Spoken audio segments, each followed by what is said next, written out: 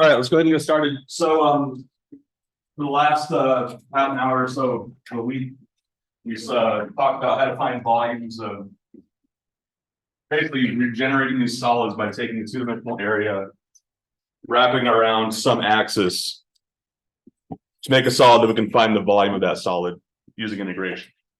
So, all the solids we've done so far have, the region has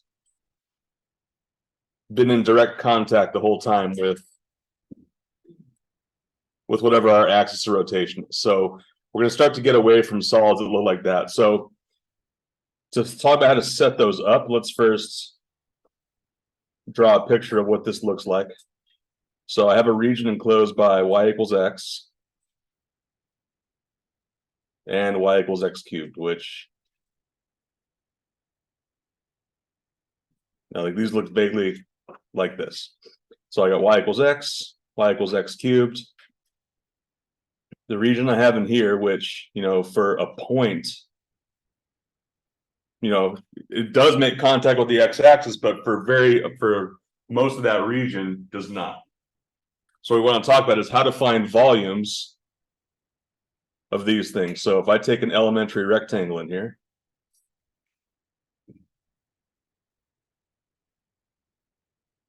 if I take that rectangle and wrap it around the x-axis, what kind of shape is this going to be?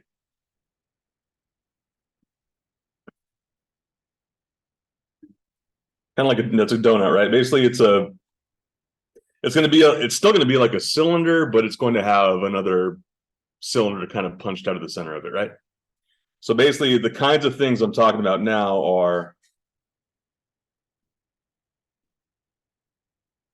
these kinds of cylinders. So yeah, I try to make these circles concentric, but okay. So how do I find the volume of? So we don't really have a disc anymore because it's not solid, but kind of a washer. So basically a cylindrical shape with another cylinder removed from the center of it. So how would I find the volume of this thing here?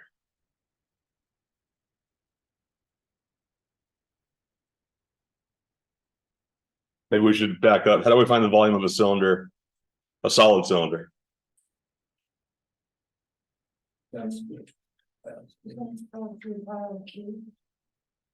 Pi r squared times the height, right?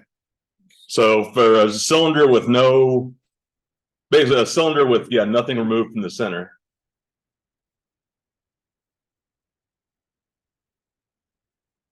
we can treat this as a prism, because no matter where I slice a cylinder, it's going to have the same kind of cross section as long as I'm parallel to the base.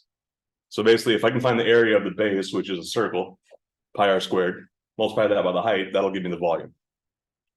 So what if I have a cylinder that looks like this, which is, not totally solid? How can I find the volume of a cylinder of a shape that looks like that? Find the volume of all cylinder and then subtract this small one. Okay. Space. So essentially, I have to find the volume of two cylinders, right? So let's call this right here capital R, and we'll call this right here lowercase r. But basically, yes, I essentially have to treat this as two cylinders. So pi times capital R squared height, that is going to be the volume of the larger cylinder.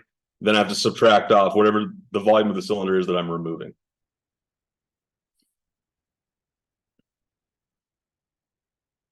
Okay, any questions on that setup so far before we build an integral based on this logic? Okay, so now we're going to try to do with this volume is treat these things as, not as constants, but as functions of x.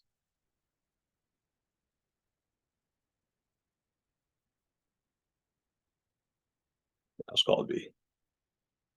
V equals pi times this outer radius function squared times height minus pi times this inner radius function squared height. So I want to revolve this around the x-axis. if we think about the rectangles I can make in this area here, how am I going to define my outer radius, my capital R?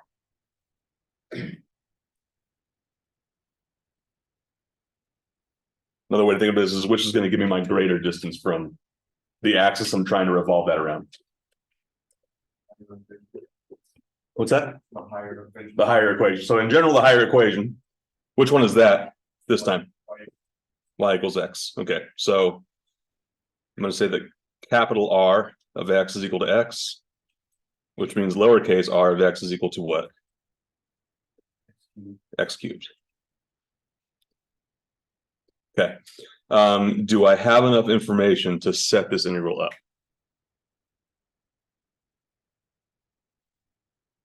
What's that? We need the bounds. Do we know what they are?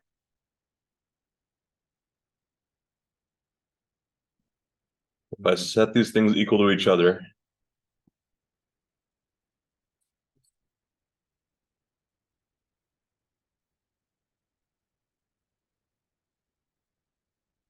so I'm going to get 3 bounds here, but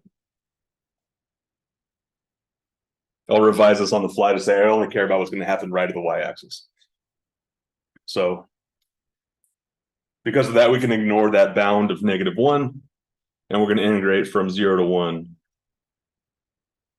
of what function? Take the pi outside. So what is my outer radius? That's going to be x squared, or x, and then I'm going to square it. What's my inner radius? That's x cubed. Going to square that as well. And my height for each one of those cylinders is going to be delta or dx. So I'll pause there. Any questions about the setup of the integral, how we got to where we are right now? Go ahead.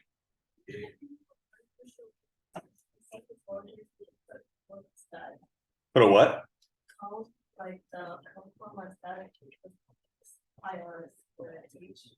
If you're going to build this on a cone, so the volume of a cone is 1/3 pi r squared height, right?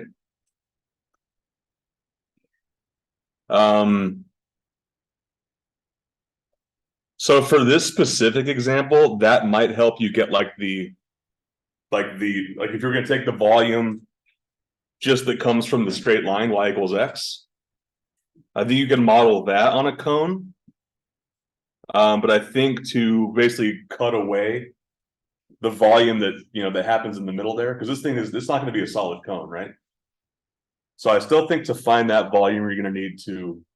I don't think you can use like some of your geometric formulas you already know to get that one, because the inside is going to be a cubic that makes that wall inside the cone. Anything else? Okay. So we do a little bit of simplifying before we go on. We get the integral of x squared minus x to the 6th dx. And then what is the integral of x squared? Yeah. Okay, 1/3 x cubed minus 1/7 x to the 7th from 1 to 0 equals what?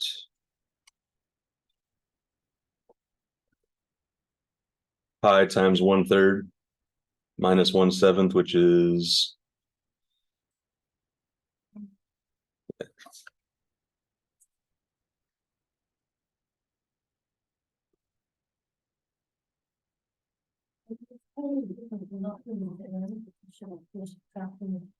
right. So yeah, is it related to the other method? So it is related to the other method, right? Yeah, it's like the same kind of formula. Yeah, I mean it's so what's the modification, the big modification we're making here? It's just like we're subtracting. Like the two, because the other one only had like one function, on these ones are both going around the axis. Right. So, and it's good to see that unity there, because the disk and washer method, You know, they're both based on the same rationale. You're both based on the volumes of these cylindrical discs. The big thing with the washer method is now I'm taking the volume of 2 cylindrical discs, and one of those cylindrical discs is actually missing. So, but if we look back at some of the ones we did previously, oh, where's all my annotations? Oh, right here. Okay, but for this one, if this is the area we're revolving around the x-axis, there is no, you know, removed volume that I have to worry about. But in general, yes, the methods they're substantially very similar. Any more questions on this first one? Okay, let's go again. So, just to generalize this a little more, to formalize it, if we take one of these rectangles and wrap it around an axis, you're basically going to get, you're going to get this series of washers that you can each find the volume of. But in general, that comes out to be this integral. So pi times the integral from a to b of, what do I call it, capital R, and you might also see RO to stand for radius outer minus radius inner.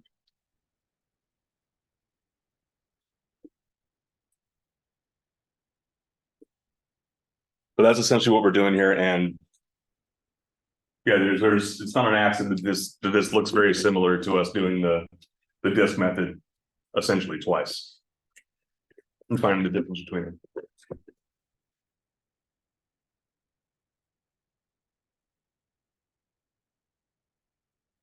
Okay, so let's use the same region, but now I'm going to revolve it around a different line. So what do you want to do first?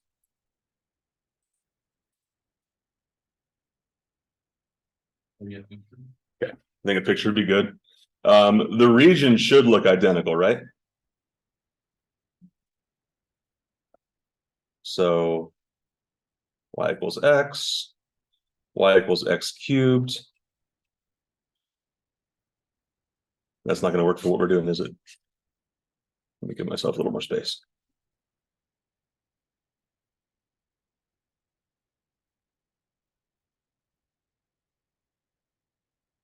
So kind of zooming out a little bit, but our region is still going to be this tucked in here. Okay, so the region is going to look identical, right? So what's the real difference? Why am I asking this question again? It's not rotating around the axle. It's not rotating around the same line. Where's it rotating around this time? Not the y-axis. Equals 2. So it's still a horizontal line, but now it's this horizontal line.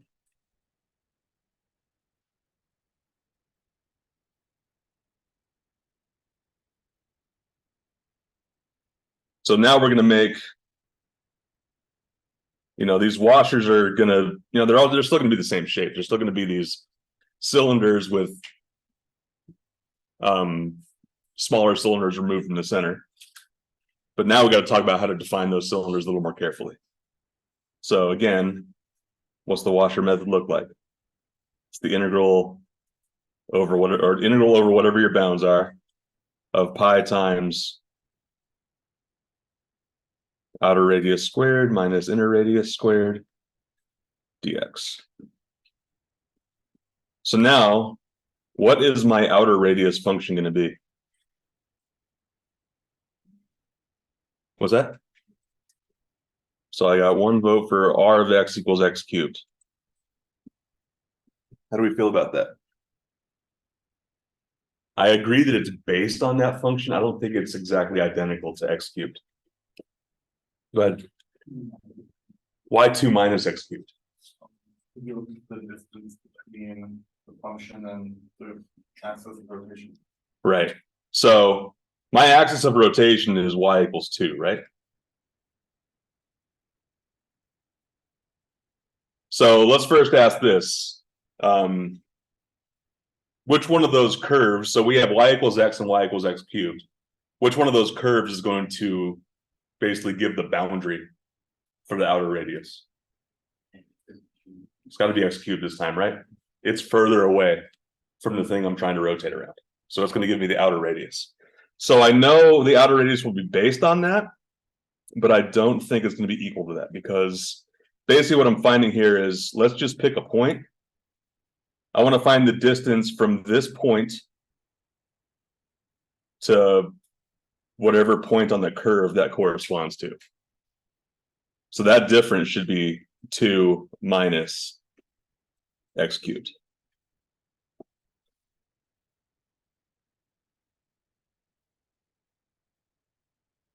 So this is, I don't think we did one with the disk method where we ever got away from the x-axis or the y-axis, right? So let's pause here for as long as we need to. Any questions on why this is 2 minus x cubed and not simply x cubed?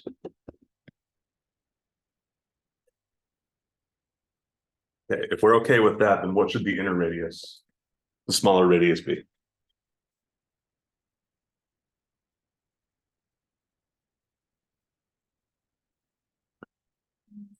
Should be 2 minus x, right?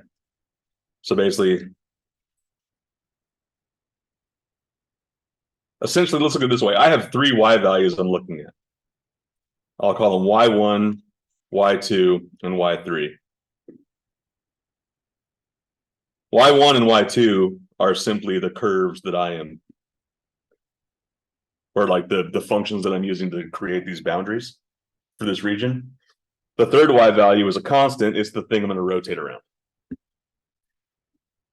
So basically, the subtle thing we didn't really look at before is if we're going to rotate around the x-axis, then we're essentially subtracting whatever our functions are minus 0, which we didn't even bring up because that's not going to change anything mathematically. This time it is, though. We want to know how far we are from our axis rotation, which in this case is 2.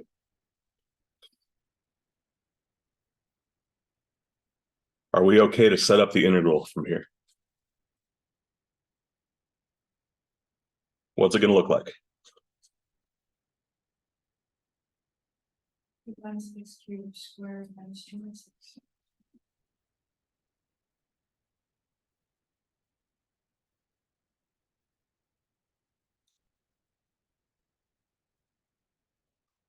The bounds last time were 0 and 1. Are they still going to be 0 and 1? They should be. That hasn't changed. So, I mean, nothing about the two-dimensional area, nothing about its shape is different. Nothing about its shape or its location is different. All right, so there's the setup for the integral. Are we happy with it?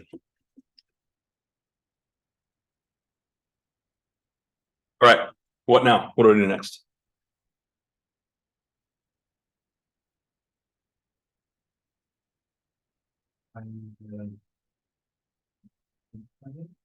Yeah, we should probably simplify it first.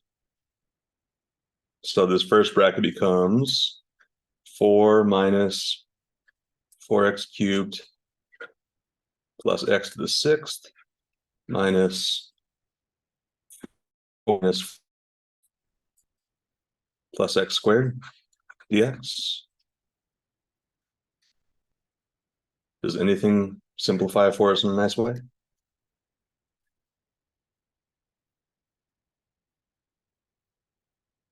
The 4s.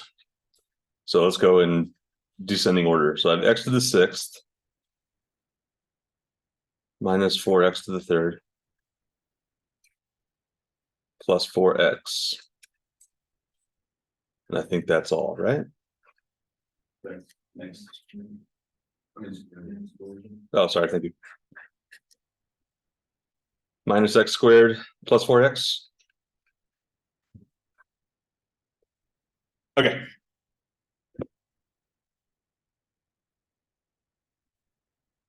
So now I think we're ready to integrate. What does this come out to be?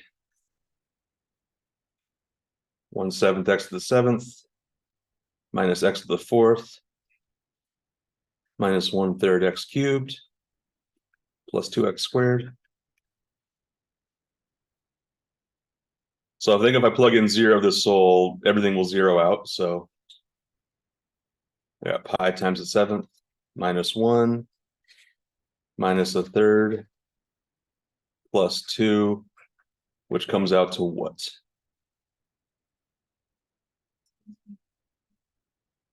17 pi over 21.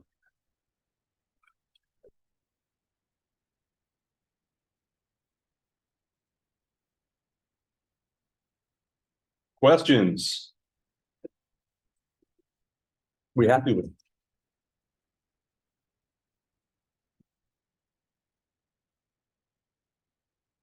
All right, let's go ahead and move on.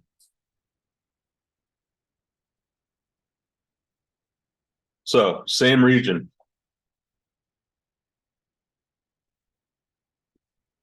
So what's the difference now?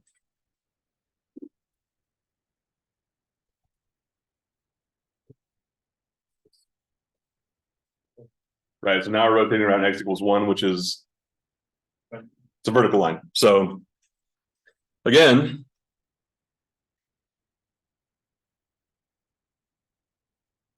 most of this picture is going to be the same.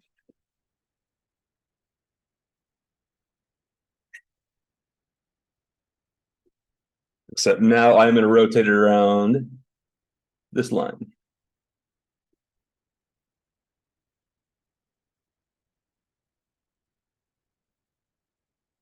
So region's the same. But now I'm going to find a new volume based on that rotation. So x equals 1. So what kind of changes is that going to make for this setup?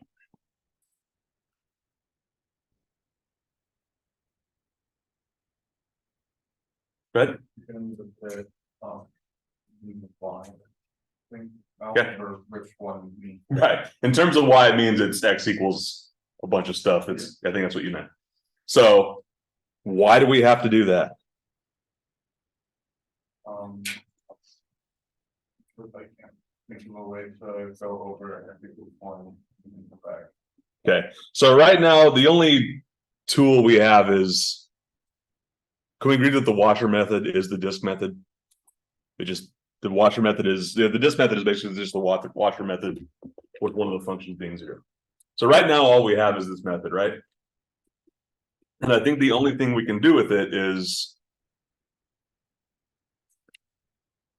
basically whatever the axis we rotate around has to be perpendicular to the variable we're using to integrate on. Does that make sense?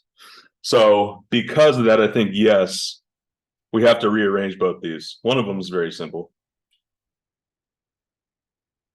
The other one's not as simple. If y equals x cubed, then what does x equal? Cube root y. Okay, so yes, we need to have, basically now our radius functions are going to be in terms of y, not in terms of x. So that's one big change. What else do we have to worry about? Or what else do we have to do? Bounds in terms of y. So we found the bounds in terms of x, right? Which were x equals 0 and x equals 1. What are the bounds going to be in terms of y?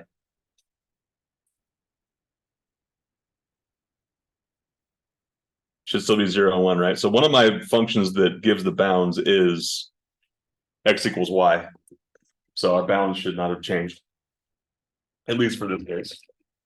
So I know I'm setting up this integral. The volume is equal to pi times the radius from 0 to 1 of something.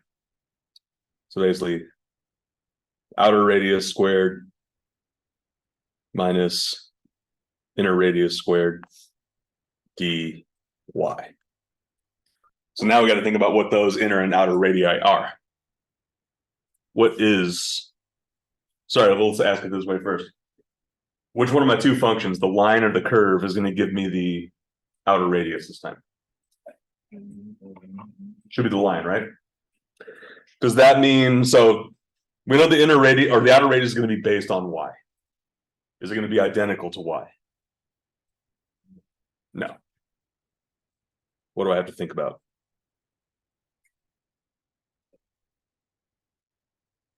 Should be 1 minus y, right? So I did this with the last example, but let's do it here too. I essentially have 3x values to worry about. One of those is going to come from the line. One of those is going to come from the curve. And then one of those is going to be a constant because it's the line that I'm going to rotate over. So basically, I need to find my distance from x1 and x3. That's going to give me my my outer radius. And the distance between x2 and x3 is going to give me my inner radius, right? So what's this last bracket going to look like?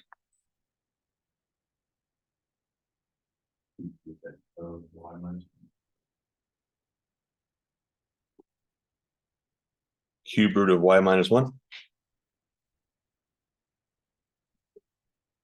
Does it have to be the opposite way?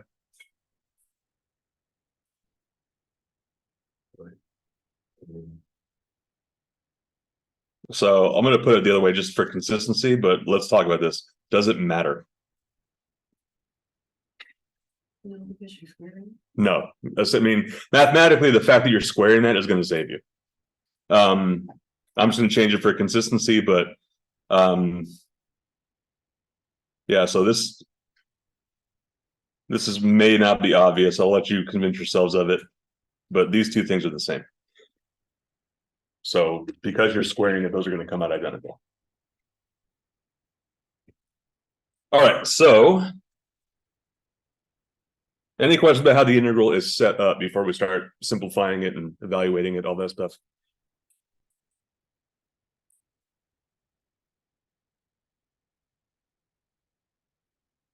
All right, so if I expand the first one, I should get 1 minus 2y plus y squared minus 1 minus what?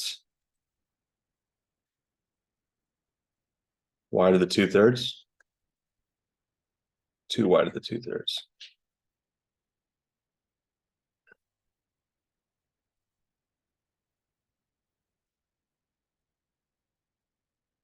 Okay, I think that's right.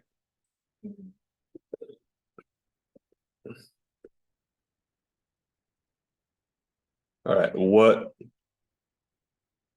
works out for me? So integral from 0 to 1, y squared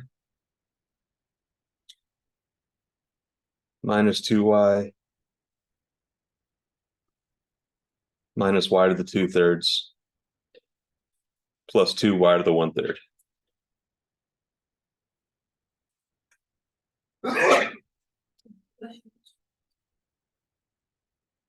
Right. Any questions here or maybe fixes? I think that's right then.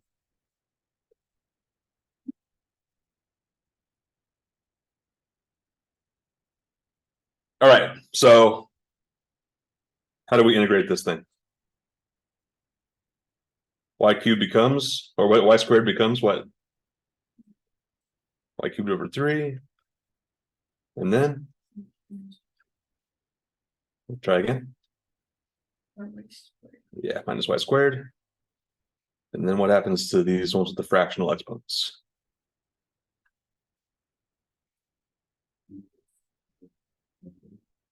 Three-fifths y to the 5/3.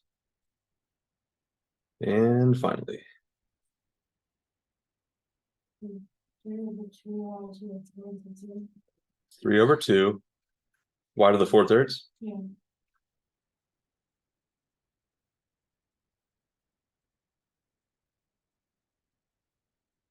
All right, again, if the zeros or the zero part of this is not going to affect our result. So we get pi times 1/3 minus 1 minus 3/5 plus 3/2.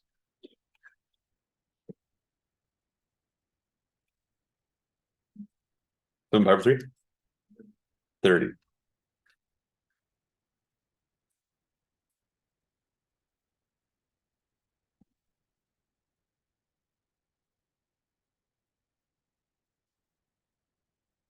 Any questions here?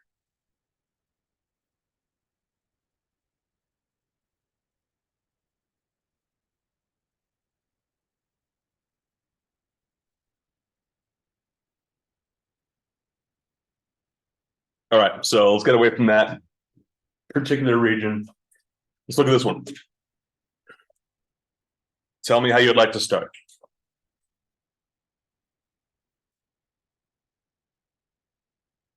You see a picture? Let's think about it. So I'm between x equals 1 and x equals 0. So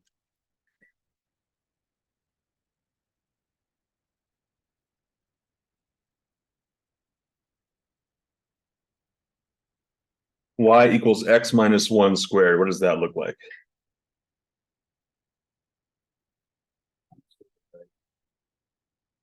So your standard parabola, shift it over to the right one.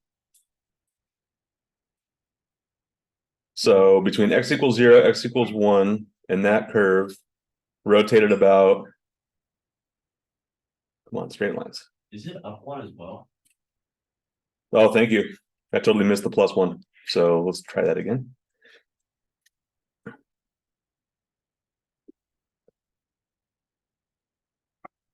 Thank you. And then I'm rotating it about this line, right?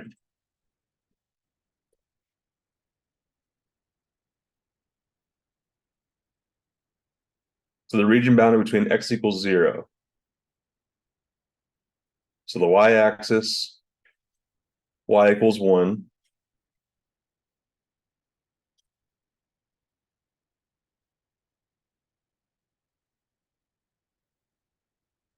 So it should be this thing right here, right?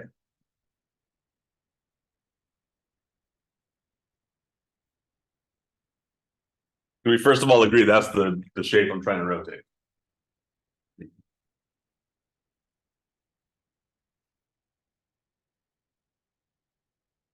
Okay, axis rotation is below it down here. Okay, so are we okay with the picture? Anything else we need to add to it, modify?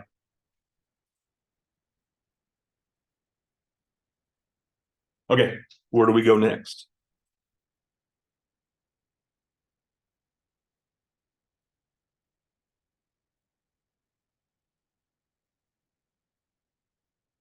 What variable are we going to end up writing our integral based on, x or y? How do you know? Rotating around. Right, so we're rotating around a horizontal line, right? So I want to use my horizontal variable x. So I don't need to redefine any of the curves, or yeah, I only have one curve this time. I don't think I need to redefine it. Okay, so knowing that, how can I continue with the setup? Find the inner and outer radius. So what is the outer radius first? X minus 1 squared plus 1.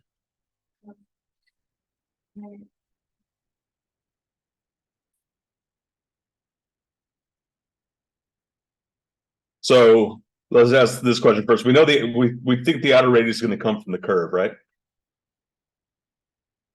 And specifically how far away it is from -1. So again, we know that the fact that we're squaring this is going to make the order inconsequential, but at least let's try to stay consistent. So this will be -1 minus this whole thing. X minus 1 squared plus 1.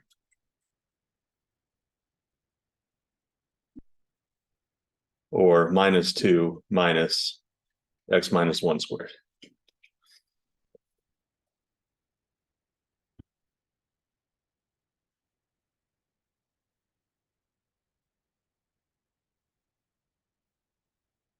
So that's the outer radius. What's the inner radius going to be? 1. 1. How'd you get 1? What's the other line? Oh, that's like the bottom. Right. So I agree that the inner radius is going to be because of this bottom line here. which is going to be a constant. So I believe that is y equals 1, right? But does that mean the radius that comes from that is going to be 1? Should be 2. I think it would be 1 if you're rotating around the x-axis. But basically, I'm looking at this distance from here to here, which is always going to be exactly 2. So 1 minus -1, essentially. Go ahead. So why did we do -1 minus the function for the first one, instead of the function minus -1? So I didn't mean to. So let's do -1 minus -1. No, it's just -1 minus 1, right? That's going to give me what? -2? So I just had radius equals 2. Now we made a change, and now I have the radius, the inner radius is always -2. Is that going to be a problem? We're going to square. So yeah, some of the good news for this is that the squaring will kind of make all those distances come out.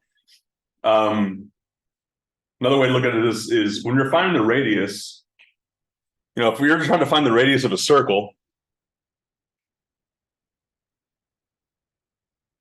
how do you find the radius of a circle? What's that? Go to the edge. From the center. Okay. How about from the center to the edge, or the edge to the center? It doesn't really matter which way you make that measurement, right? The same kind of thing here.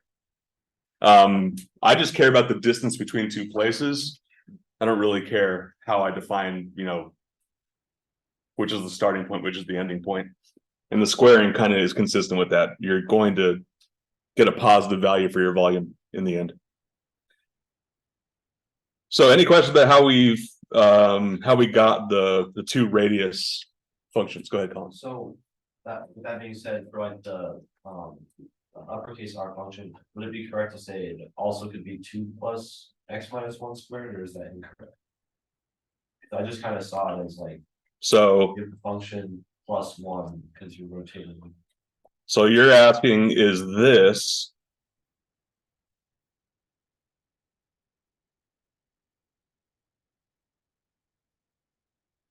that equality true? It is true. So I don't think it's obvious. I mean, so that equality is not true, but this one is.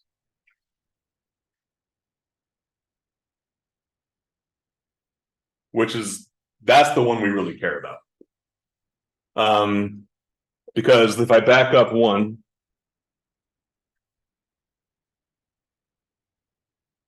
that's not equal, because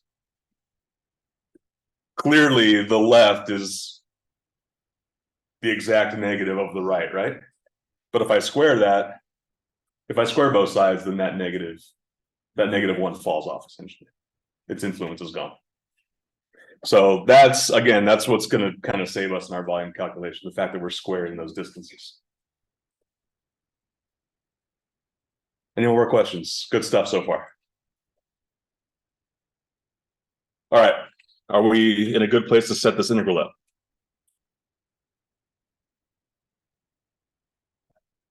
What are the bounds?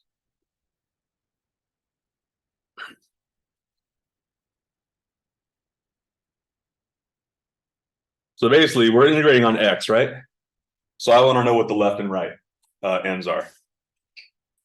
Based on the picture or based on the description, what is the left side of our region? Should be 0, right? Should be the y-axis. What's the right side of our region? How do we know it's 1? It says x equals 1, right? Or yeah, so x equals 1 is in the verbal description. My region terminates at that point. I think that's 1, 1. But either way. So again, we're integrating on that unit 0, 1 interval. Now, what's the function we're integrating?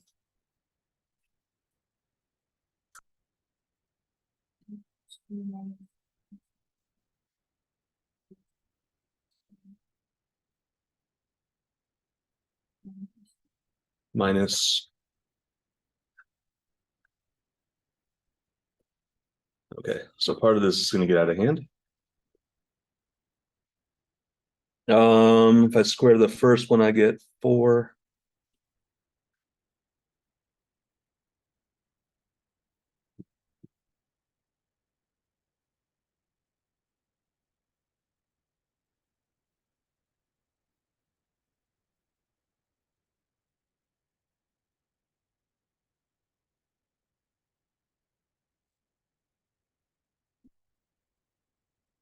I think I'm okay now. So even though that first binomial had a bunch of negative signs in it, squaring them, except for the negative sign in in that innermost binomial, all the negative sides got flipped to positive, right?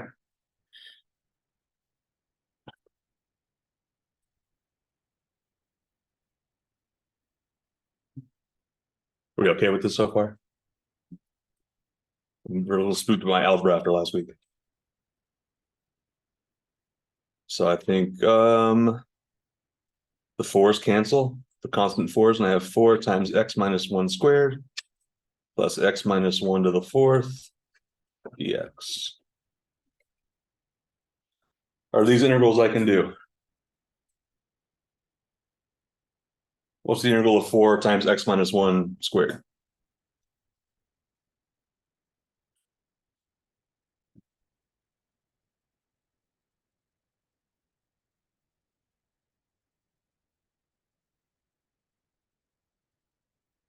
Do you believe it's just 4/3 times x minus 1 cubed?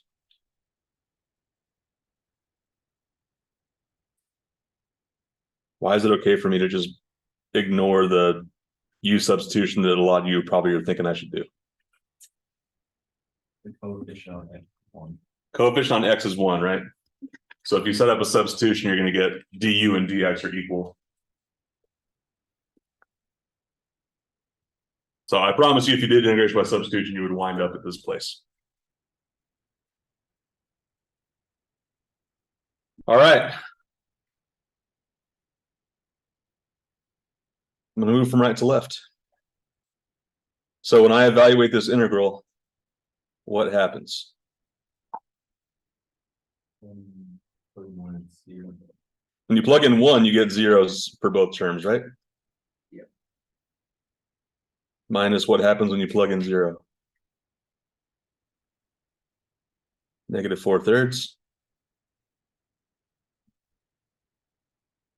Negative 1, right? No, negative 1/5.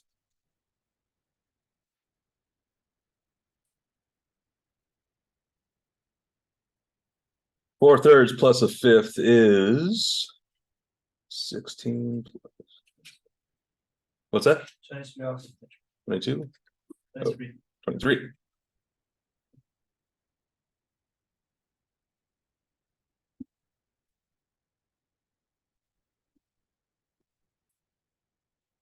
Questions?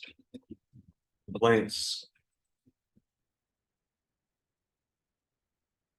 Was it a bad sleep night for most of you? Go through the algebra. What's that? Did you go through the algebra for the second step would be? From right here? Yes. Okay, so the thing I noticed here was that, and I'm not sure if you all noticed before, but anytime we have these radii that are based on axes that are not the x-axis or y-axis, whatever constants you have that comes from your radius functions, they should cancel. And I think that's all that does cancel. So I have the 4 on the inside of this left-hand bracket, the negative 4 on the outside, so they cancel. So I believe that all I should have left is basically the variable stuff. Well, I meant like how you got from like the first step to the second step. Oh, sure.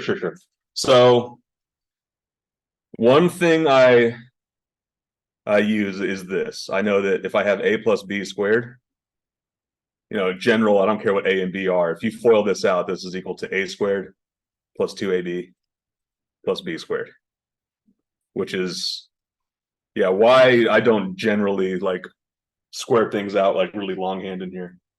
I'm basically using this shortcut. So what's negative 2 squared? 4. 2 times negative 2 times negative x minus 1 squared is positive 4x minus 1 squared. And then negative x minus 1 squared is positive x minus 1 to the fourth. So that's essentially what I'm using there. Was that answering your question? Yeah. Okay. All right, what else?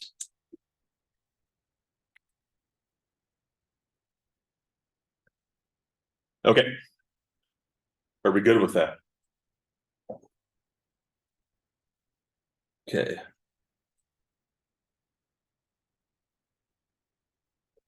And the area?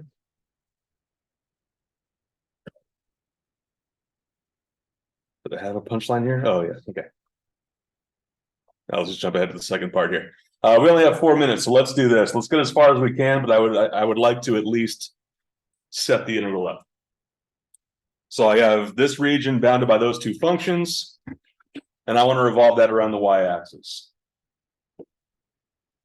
How should we proceed?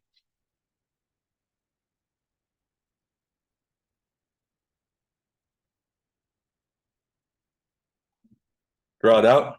I'll try.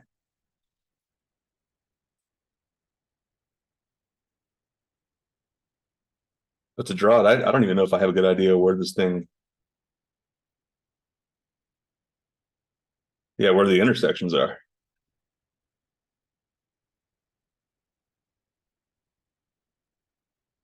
So I think even before I give you a picture, we should probably figure out where they cross. Can we do that? So if I x plus 3 equals 4 radical x, how do I solve this kind of thing?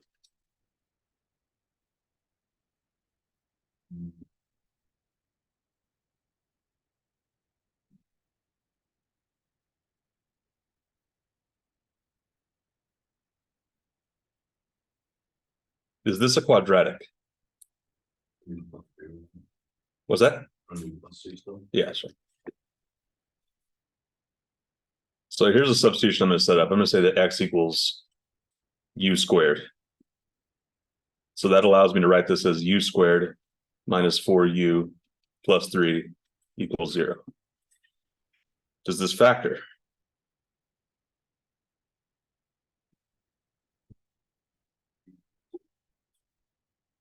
So u minus 1, u minus 3 equals 0. So u equals 1 and 3, which means x equals plus or minus 1 plus or minus radical 3, right? Do all those x values actually work though? So I got 4 x values there. I don't think they all make sense.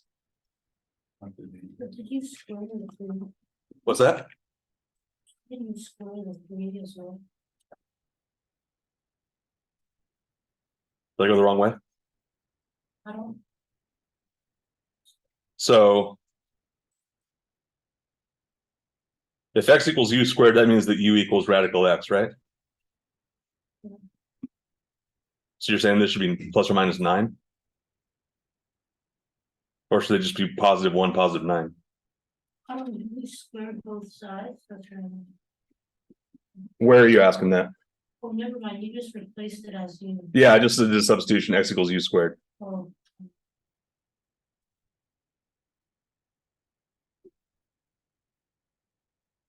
So it should be plus or minus 1 plus or minus radical 3, right?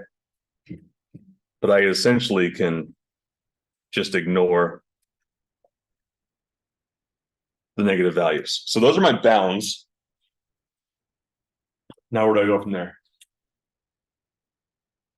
I think we got too much left. Let's put this on pause until next time.